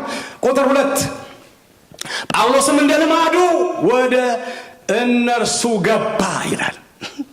ክብር ለኢየሱስ ይሁን። እስኪ እንደ ልማዱ በሉ። በጌታ በኢየሱስ ስም ዛሬ አንድ ነገር ይልመድባችሁ። የሄዳችሁበት ሁሉ ልማድዋ ነው እንድትባሉ ማለት ነው። በሄዳችሁበት ከተማ በሄዳችሁበት አገር ሁሉ አንድ ነገር ዛሬ እመርቃችኋለሁ ይልመድባችሁ። የጳውሎስን ብቻ ልናገር። ጌታም ይላል ጌታ እንደ ልማዱ ሊጸልይ ዳንኤል እንደ ልማዱ መስኮቱን ከፈተ ይላል። ብዙ ነገሮች አሉ እንደ ልማድ የሚደረጉ። የጳውሎስ ልማድ ግን 4 ናቸው ልማዶቹ። እሱን ባጭሩ ልናገር። የመጀመሪያው ጸሎት ነው። ጳውሎስ ሳይጸልይ መዋል ማደር አይፈልግም። እንዳውም ሲናገር ተሰሎንቄ ምዕራፍ 5 ቁጥር 16 እና 17 ላይ እንዲህ ይላል፣ ሳታቋርጡ ጸልዩ፣ በሁሉ አመስግኑ፣ ሁሉ ጊዜ ደስ ይበላችሁ። እነኚህ 3ቱ በክርስቶስ ኢየሱስ የእግዚአብሔር ፍቃድ ለእናንተ ናቸውና ይላል። ምን መጸለይ፣ ማመስገን፣ መደሰት የእግዚአብሔር ፍቃድ የሚጸልይ ሰው ነውና ጸሎት ልማዱ የሆነ ሰው እስር ቤት ገብቶ ታስሮ ይጸልያል። ቀደም እንደነበርኩላችሁ ተደብድቦ ይጸልያል፣ ቆስሎ ይጸልያል፣ ታስሮ ይጸልያል፣ ተለቆ ይጸልያል፣ ለብቻው ሲደሰት ይጸልያል፣ ሲያዝን ይጸልያል፣ ሲገባው ይጸልያል፣ ሳይገባው ይጸልያል፣ ከሰው ጋር ይጸልያል፣ ብቻውን ይጸልያል። ጸሎት ክብር ለኢየሱስ ይሁን። ይሄ ብቻ አይደለም፣ ያመልካል፣ ቅድም እንዳየ ያመሰግናል። ልማዱ ነው ጳውሎስ። ይሄ ብቻ አይደለም፣ ጳውሎስ አንድ የለመደበት አለ። ዋና የምናገረው የኢየሱስ ክርስቶስን ሞትና ትንሣኤ በስጋው ተሸክሞ እየዞረ መናገር። በጌታ በኢየሱስም ዛሬ ይሄ ይጣበቅባችሁ። አሜን ነው። ሌላ ነገር ይራገፍ ከኛ ላይ ይራግ። የኢየሱስ ክርስቶስን ሞትና ትንሣኤ ተሸክሜ እዞራለሁ በስጋዬ ላይ ይላል እና እንደ ልማዱ ይላል። እንደ ልማዱ ምን አደረገ ይላል። ከዛ ስር ወጥቶ ጳውሎስም እንደ ልማዱ ወደ እነርሱ ገባ። 3 ሰንበትም ያህልም ከነሱ ጋር ከመጽሐፍ እየጠቀሰ ይነጋገር ነበር። ሲተረጉምም ክርስቶስ መከራ እንዲቀበልና ከሙታንም እንዲነሳ ይገባው ዘንድ እያስረዳ ይላል። እያስረዳ እየሰበከ እየተናገረ ስለ ክርስቶስ ሞት ትንሣኤ እያወጀ። የጳውሎስ ልማድ ሞትና ትንሣኤውን በማንኛውም ጊዜ የትኛውም ስፍራ ሁሉ ጊዜ መናገር ነው። ይሄ በጌታ በኢየሱስ ስም ይልመድብን። አሜን። ይልመድብን። በቃ ገባንበት ቦታ ከሰዎች ጋር ስንገናኝ ከአንደበታችሁ የሚወጣው ነገር የተሞላችሁት ይሁን። ምንድነው የተሞላችሁት? ልክ ነው። ምን ሰማው ብዙ ነገር አለ፣ የምናየው ነገር አለ። ሰዎች ነንና ከዛ ነፃ ልንሆን አንችልም። አንድ ትህት አንድ ጊዜ ስታማከረ ጳውሎስ ፓስተር እኔ እንትን አልፈልግም እንትን ማለት ምን መስማት፣ ግን ድንገት ታክሲ ውስጥ ገባ አንዱ ዘፈን ይመጣብኛል እዘፍናለሁ አለች። ፈልጌው አይደለም ግን ድንገት አይ ኦነስት ሆና መናገሯ አያስቀም እኮ ግን በቃ ፈልጌው አይደለም ግን ድንገት ይመጣና ምን ላድርገው አለች። እና በቃ እንትን ይላችኋልና አንዳንድ ጊዜ የለመደብን ነገር ብዙ ነገር አለ። አሁን መናገር ስላልፈለኩ ነው። ሆነ ቦታ ስትሄዱ ሰው 3 አይነት አይምሮች አሉ ይባላል። 3 አይነት ማይንድ ሴታፖች። አንዱ ሁሉ ጊዜ ስለ ፖለቲካ የሚያወራ ነው። እስኪ ሰዎችን ዝም ብላችሁ ቼክ አድርጓቸው። በቃ አሁን እንደዚህ ተገለበጠ ጋዜጣ እንደዚህ ምንም ማያውቁት ነው እና ደስ ይላቸዋል በዚህ ምናምን ይሄ እንደዚህ ነው። ይሄ ፖለቲካ በቃ ይሄ ስለ ጋዜጣ ማንበብ፣ ዜና መስማት፣ ሶሻል ሚዲያ መጠቀም፣ ስለ ፖለቲካ መጽሐፍ መናገር መስማት በጣም ደስ የሚያሰኛቸው ሰዎች አሉ። እስኪ ቼክ አድርጓችሁ ከተገናኛችሁ 1 ሰዓት አብራችሁ ከቆያችሁ 50 ደቂቃውን ስለዛ ነው የሚያወሩላችሁ። ስለ ትሩዶ ሊሆን ይችላል፣ ስለ ምናልባት ስለ አሜሪካው ፕሬዝዳንት ሊሆን ኢትዮጵያ ሊሆን ስለ ኤርትራ ሊሆን ይችላል። ስለ ፖለቲካ በጣም ደስ ይላቸዋል ሲያወሩ ማለት ነው። እና አንዳንዶች ደግሞ ልክ ፖለቲካ ምንም እንትን ሲገናኙ ስለ ሰው ማውራት ደስ የሚላቸው ሰዎች አሉ። በቃ ምንም አንድ ጊዜ አንድ እህት ያለ በስጋ እህቴ እና ጓደኛዋ መጣ እኛ ቤት አብረው እንትን ይጫወታሉና ከሌሊቱ በዚህ ሀገር 2 ሰዓት በኢትዮጵያ 8 ሰዓት ላይ ስለ ሰው አውርተው ደሞዙ ስንት ነው ሲሉ ሰማኋቸው። እኔ ወደ የእውነት ነው ማለት በቃ ሰው ሲገናኙ ደስ ወደው አይደለም እና የለመደ ነው በቃ ማለት እርካታ ያገኛሉ በውስጣቸው። እስኪ ደግሞ ዝም ብላችሁ ሰው ቼክ አድርጉ። እኔ ሁሉ ጊዜ ከወንጌላዊ ጣይ ጋር ስገናኝ ሰላም ላንተ ይሁን በጌታ ደስ ይበልህ ብሎ ነው የሚጀምረው። ክብር ለኢየሱስ ይሁን። አሜን። ልክ ስታገኟቸው የሚያወሯችሁ ስለ ክርስቶስ ነው ወይ ስለ መንፈሳዊ ነገር ነው፣ ስለ እግዚአብሔር ነገር ነው ወይ ስለ ቃል ይነግሯቸዋል፣ ተስፋ ይሰጧቸዋል። ተስፋ የሚታይ ነገር ነው። በቃ እግዚአብሔር ይሄ ጥሩ ነው። ሁሉ ጊዜ ስለ ክርስቶስ ማሰብ መናገር። ክብር ለኢየሱስ ይሁን። እግዚአብሔር በዚህ መንፈስ ይሙላን። አሜን። ከሰው ጋር ስንገናኝ የእግዚአብሔር መልካምነት ማውራት፣ የእግዚአብሔርን ችሎታ፣ የእግዚአብሔር ደግነት፣ የተደረገልንን ነገር ከሞት እንዴት እንዳመለጠን ያንን ስናወራ እግዚአብሔር ደስ ይለዋል። ቀጠለና እዛ ቦታ ላይ እና አቴና ወረደ ዝቅ ብሎ የቤሪያ ሰዎችን አሳመነ። እንዳውም እዛ ቦታ ላይ እንደዚህ ይላል የጳውሎስን ትምህርት እየመረመሩ በሙሉ ፈቃደኝነት ቃሉን ተቀበሉ ይላል። ይቀጥልና የአቴና ሰዎችን ጣዖት ያመልኩ የነበረ መካከላቸው ነው ብዙ አማልክቶች ነበሯቸው። ይሄ ሳታውቅ የምታመልኩትን እኔ አውቀዋለሁ አለና እሱን ደግሞ ነገራቸው። ጌታን ተቀበሉ። ብዙ ትምህርት አለው ለማሳጠር ፈልጌ ይሄን ሁሉ አደረገ። ምንድነው ያመጣው ውጤት? በመከራ ውስጥ እያለፈ ተግባሩን የለመደበትን ማድረግ ጀመረ። የመጡ ውጤቶች አሉ። አንደኛ ብዙ ሰዎች ወደ ጌታ መጡ። ብዙ ህዝብ እነ ሊዲያ መጡ። ያቺ ጠንቋይ መጣች። የወህኒ ቤት ዘበኛው መጣ። ጠባቂው መጣ። እነኚህ የቤሪያ ሰዎች መጡ።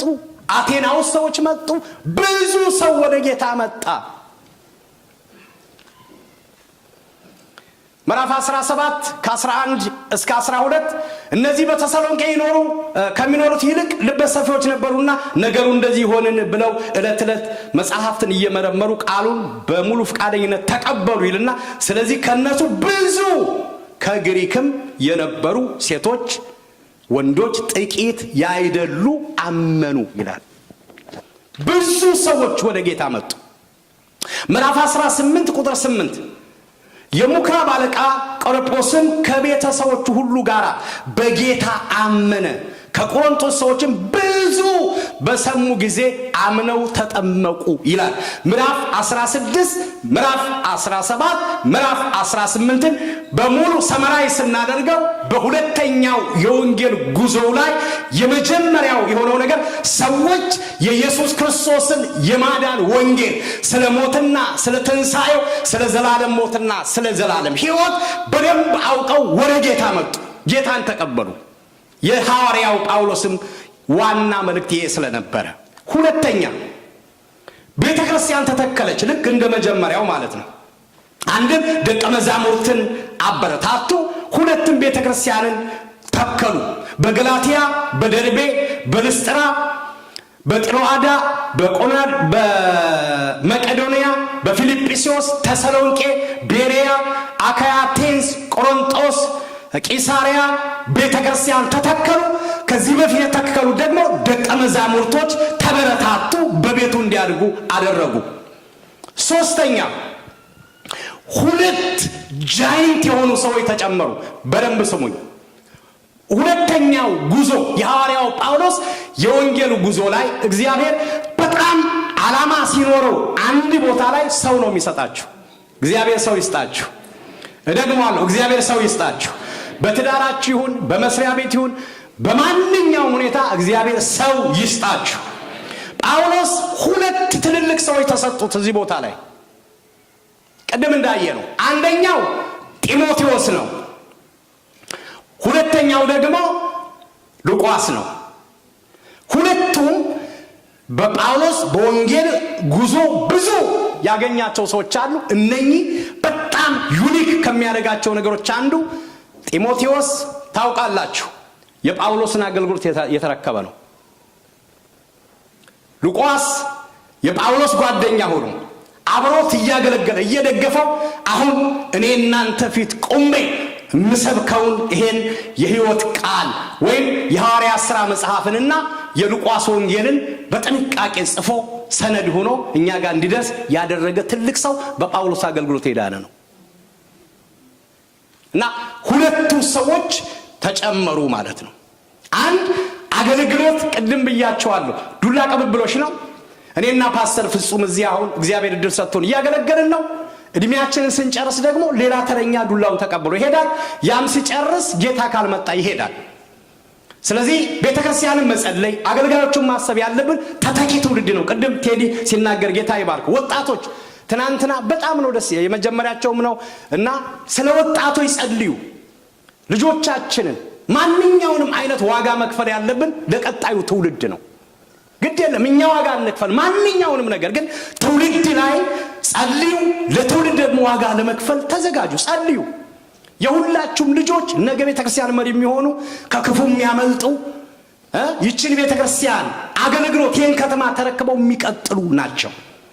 ስለ ትውልድ ላይ ፎከስ እናደርግ እና ጳውሎስ ሁለት ሰዎች ጌታ ሰጠው እዚህ ቦታ ላይ ዶክተር ሉቃስና ጢሞቴዎስ።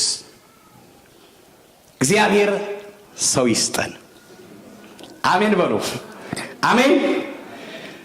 ሶስተኛ ላይ መታወቂያችን ተልኳችን ይሁን።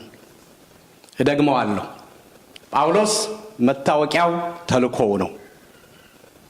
ምዕራፍ 17 ቁጥር 2 ቅድም ያልኳችሁ እንደ ልማዱ ሞትና ትንሣኤውን ከእስር ቤት ወጥቶ ይሰብክ ነበረ ይላል። እንደ ልማዱ ጳውሎስ እንደ ልማዱ ወደ እርሱ ገባ። 3 ሰንበትም ያህል ከነሱ ጋራም ከመጽሐፍ እየጠቀሰ ይናገር ነበር። በጸሎት በአምልኮ በምስክርነት። ሌላው ከምስክርነት ቀጥሎ ለወንጌል ሕይወቱንም ቢሆን ዋጋ ለመክፈል የተዘጋጀ ሰው ነበር። ፊልጵስዩስ ቀደም ቴዲ ያነበበው ምዕራፍ 3 ቁጥር 10 እና 15 እንደዚህ ይላል። ጳውሎስ ነው የሚለው እርሱንና የትንሣኤውን ኃይል እንዲያውቅ በመከራም እንዲካፈል ወደ ሙታንም ትንሣኤ ልደርስ ቢሆንልኝ በሞቱ እንድመስለው እመኛለሁ ይላል። እደግመዋለሁ። እርሱንና የትንሣኤውን ኃይል እንዲያውቅ በመከራም እንዲካፈል ወደ ሙታን ትንሣኤም ልደርስ ቢሆንልኝ ይላል። ቆሜ ላገለግለው ለሱ ዋጋ ልከፍል ብቻ አይደለም በሞቱ ልመስለው ይላል። እንደሱ ልሞት እመኛለሁ ይላል። አሁንም እንዳልያዝኩት ወይም አሁን ፍጹም እንደሆንኩ አይደለም፣ ነገር ግን ስለ እርሱ በክርስቶስ ኢየሱስ የተያዝኩትን ያን ደግሞ እይዛለሁ ብዬ እፈጥናለሁ ይላል።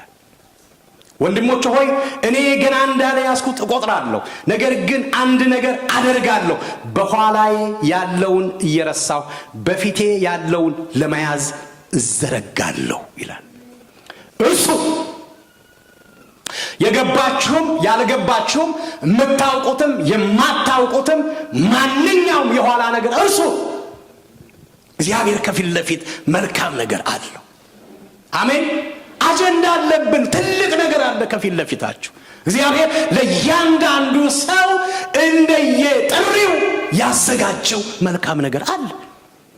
እሱን ለማግኘት፣ እሱን ለመያዝ፣ እሱን ለማድረግ ከፊት ለፊታችሁ ያለውን መልካም ነገር ለመያዝ ለዛ ተዘርጉ። በክርስቶስ ኢየሱስ ከፍ ከፍ ያለውን የእግዚአብሔርን መጥራት ዋጋ እንዳገኝ ምልክት እፈጥራለሁ ይላል። በክርስቶስ በሰው አይደለም፣ በሱ ይላል። እንግዲህ ፍጹማን የሆን ሁላችን ይላል። ራሱን ብቻ አይደለም፣ ሁላችን የተጠራን የዳንን በክርስቶስ የተፈለግን ሁላችን ይላል። ይህን እናስብ ይላል። ክብር ለእግዚአብሔር ይሁን። አሜን። እናስብ፣ እኛ ሁላችን እናስብ። የፊታችንን ለመያዝ የኋላችንን እየተውን ለወንጌል ዋጋ ለመክፈል ጸሎት ልማዳችን፣ አምልኮ ልማዳችን፣ ፍቅር ልማዳችን፣ ትዕግስት ልማዳችን፣ መልካም አስተሳሰብና ስራ ልማዳችን፣ ወንጌል መናገር ልማዳችን፣ ህበት መጠበቅ ልማዳችን፣ እግዚአብሔር መልካም የሚላቸው ነገሮች በሙሉ ልማዳችን። ይሄንን እናስብ። ባንዳች ነገርም ልዩ ሐሳብ ቢኖራችሁ እግዚአብሔር ይህን ደግሞ ይግለጥላችሁ ይላል። የእሱ ውስጥ የገባውን ነገር እኔ ክርስቶስን ያወቅኩበትንና የተረዳሁበትን ይላል። እግዚአብሔር ይባረክ። አሜን። በሁለተኛ የወንጌል ጉዞ ቅድም እንዳልኳችሁ እግዚአብሔር ፍሬ ሰጠው።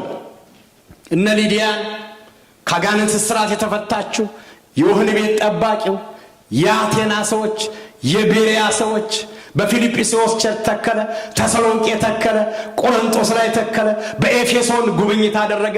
እግዚአብሔር ከበረ፣ ነፍሳት ዳኑ። ግን እስር ቤት ገብቶ ብዙ መከራ ከፍሎ ልማዱን እያደረገ እያለ አሁንም ይላል እቀጥላለሁ ይላል። ክብር ለእግዚአብሔር ይሁን። አሜን። የኋላውን እረሳዋለሁ፣ ከፍታውንም ዝቅታውንም ማለት ነው፣ ሰክሰሱንም ፌለሪቲውንም፣ ትዕግስት ሁሉን እየተውኩኝ ከፊት ያለውን ግን ለመያዝ አሁንም እገሰግሳለሁ ይላል። ጸጋ ቤተ ክርስቲያን ከፊት ለፊታችን ትልቅ ነገር አለ። አገልጋዮች ከፊት ለፊታችን መልካም ነገር አለ። እግዚአብሔር የሚከብርበት፣ እኛም የምንሸለምበት። አሜን። ወደፊት እንድንገሰግስ እግዚአብሔር ይፈልጋል። ዋጋ ማስከፈል ቢኖር ጳውሎስ የደመደመው እኔ ቁሜ ወንጌል መስበክ መመስከር እግሬ ግንድ ውስጥ መጣበቅ አይደለም፣ እንመኘው አለ በሞቱ ነው። እንደሱ ለመሞት እንዳለውም አድርጎታል። አይደለም አይደል? በቃ እንደዛ እንድንሆን ጌታ ይርዳል። እንጸልይ። በአክብሮት በትህትና ጠይቃለሁ። እንቆምና እንጸልያለን። አብይ ወደዚህ ይመጣል። ጌታ ይባርከው። ሲቆም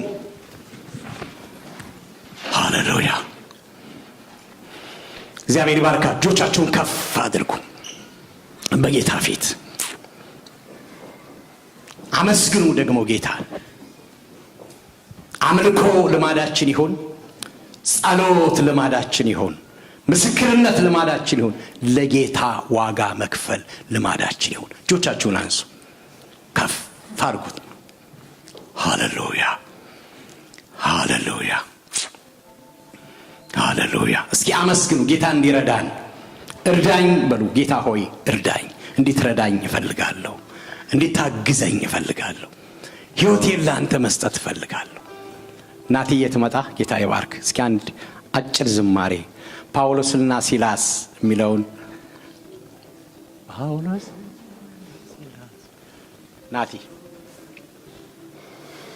ከፍ አድርጉ ሁለት እጆቻችሁን። ጌታ ይባርካችሁ። ልዩ ችግር ከሌለባችሁ በስተቀር ቁሙ የተቀመጣችሁ። ጌታ ይባርካችሁ።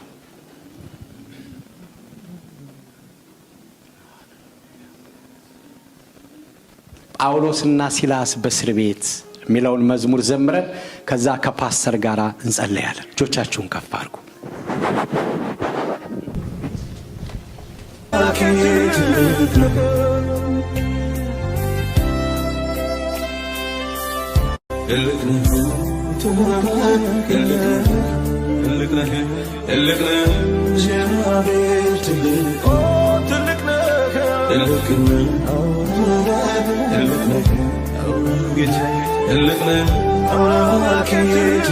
Look